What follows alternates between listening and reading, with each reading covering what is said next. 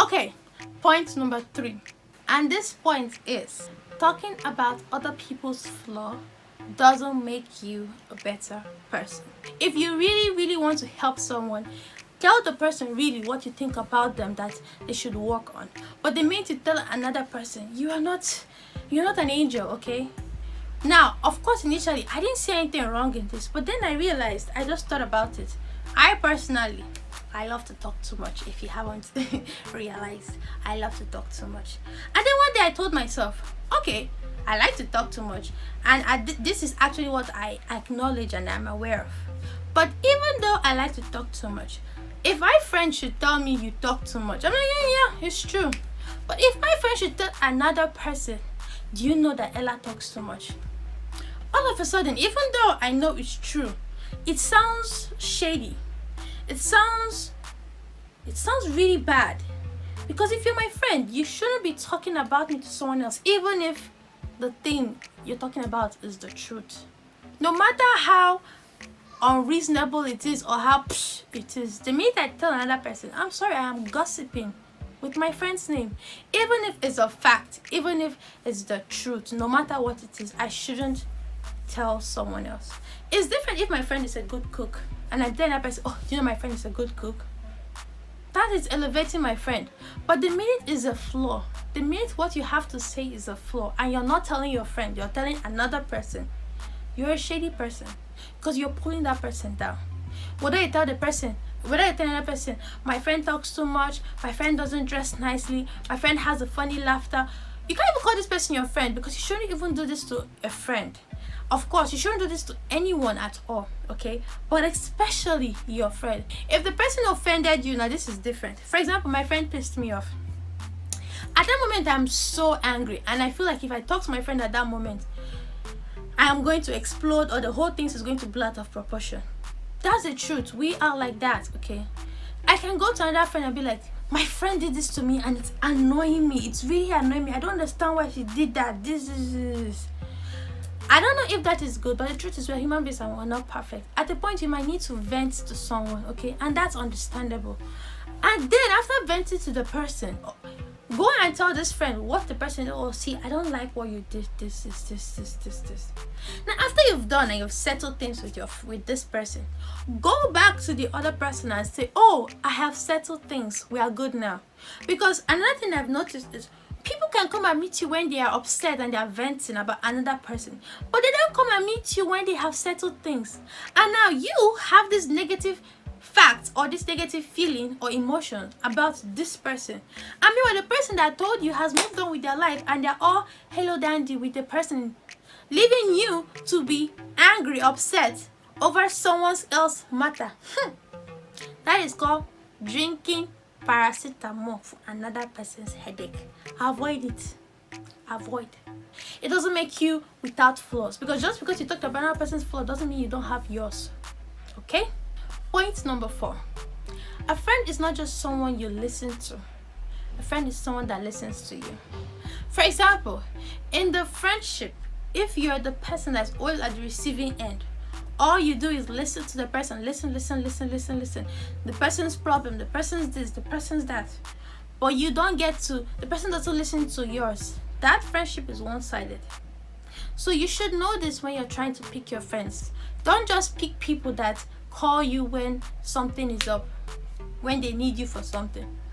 At that moment, they are not, or just at least define the friendship, because maybe you are not the person's friend. You are the helper. You are not a friend, you're a helper. But anyway, I guess there are different kinds of friendship. So know the kind of friendship you want and the kind of friendship you want with people, okay? If you're the kind of friend that every time all you do is listen to someone, but the person doesn't listen to you, to me, that's not friendship. A friendship should be both-sided.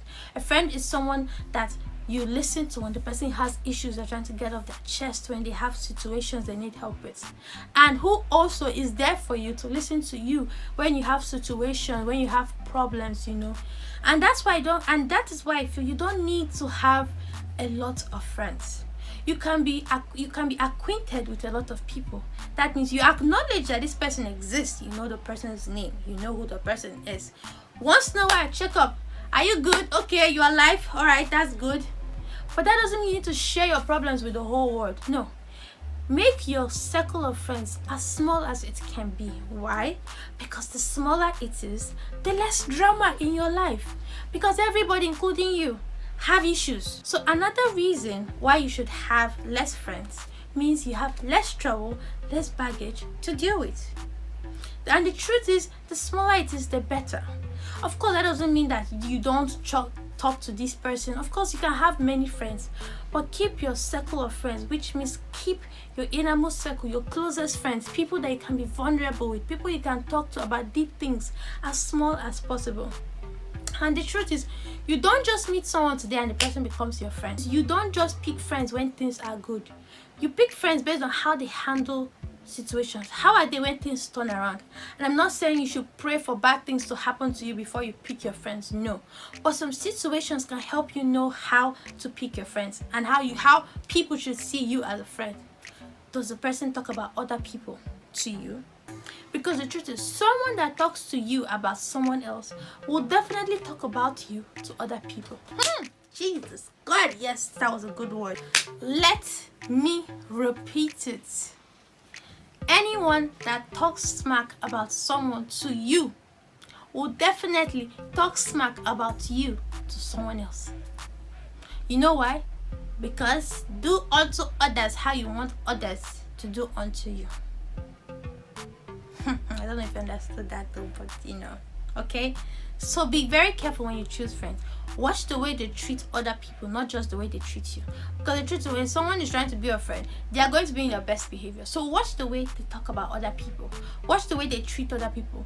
Because sooner or later, that's how they are going to treat you. Okay? Point number 5. And a very important point. Please stay away from toxic people. Now, the truth is, some people might not even know they are toxic. That's just life. And someone could be toxic to you and not toxic to another person. Now, how can you tell a toxic person? How can you tell a toxic person when you see one? A toxic person always says things that make you feel bad. A toxic person will always say things that are negative. Most of you have probably watched the movie Mean Girls. But in case you've not watched it, feel free to watch it. It's a very interesting high school movie. Now, in Mean Girls, there are these 3 girls that feel that they are better than other people. That's not the issue. The issue is they always downgrade people. And they do it in the form of sarcastic way. Oh my God, your hair is so this. Oh my God, this. They're being sarcastic. And I'm not trying to say that toxic people are people that are sarcastic. Because some people are just sarcastic. Some people are just funny and they play like that. No. But for example, if you're someone that can't handle expensive jokes, okay, you tell your friend, oh, I don't like playing like this, I don't like this kind of jokes, I don't like jokes like this, and if this is how the person is, this person might not be toxic to you because the person is just a nice person and this is the way they joke. Now in this situation, the person is not toxic, but this is the way the person is. What you do is, you people can't vibe because you can't handle this kind of jokes, and that's just the way they are naturally. Just be cool with each other, but you guys just can't be close friends. Why? Because you guys are not quarreling, you are not fighting, but you are just not compatible, okay? Because sooner or later you're going to get pissed at the jokes, or the person is going to get pissed that you react such a way to their jokes, okay? Now that's different. This is a situation where you and someone are not compatible. The person doesn't have to be toxic, but you are just not compatible. But for someone that is toxic, someone that is just always trying to bring you down negatively, someone that's always trying to say something bad about you, why did you wear this shoe, or why are you like this, or is always insulting you, and yet makes you feel like you should be lucky to have me as a friend, I'm telling you these things. No. A friend doesn't tell you bad things to bring you down. That doesn't mean a friend is not truthful, but there are ways around it. A friend will be like, oh, your hair today is not good, okay, why don't you try these hairstyles? Oh, I feel this hairstyle will look good on you. You can try this, just tell me what you think. But someone that tells you, oh, look at the way your hair is looking, did you wake up like that, did you do this, did you enter the bush, those are not friends. People that are always trying to bring you down are not friends. They are toxic for you. So people might actually be good people, but they are just toxic to you personally because what they are saying is hurtful to you. And it's okay for you not to be close to everybody. You don't have to be super close or super tight with everybody. This kind of person doesn't have to be an enemy, because that's just the way they are. All you have to do is avoid it, meaning don't be close to them. You guys are cool, you guys can talk, you guys can chat, but you guys shouldn't be close friends, because they are not good for they're not good for you. They're going to bring you down morally, and that's not what a friend does. Of course, some truths are painful, but a friend will be like, oh, I'm going to be honest with you, this is not cool, this is not a good look on you, but let's work on it together. A friend is always there to help you when necessary. That doesn't mean your friend doesn't have a life, or that your friend has to be there at every beck and call, because a friend also has something else they're doing. But to their best ability, to the best they can afford to help you, they will. So don't feel that someone is not a friend when you call them for something and they're not available. Someone can't always put you first. Growing up, we watched a lot of movies about best friends that made you believe like, oh, my best friend's supposed to be there 2/4/7. No, your best friend has a life.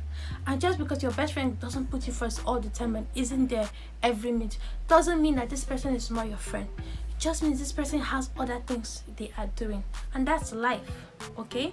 I hope this video was very important and very useful. All of these facts, one way or the other, I'm probably guilty of, and that's the reason why I'm saying it out loud, because I'm trying to learn to be better, to be a better friend for my friends. I hope that you too can try to be a better friend, and I hope this can help you pick your friends. Till the next video, bye.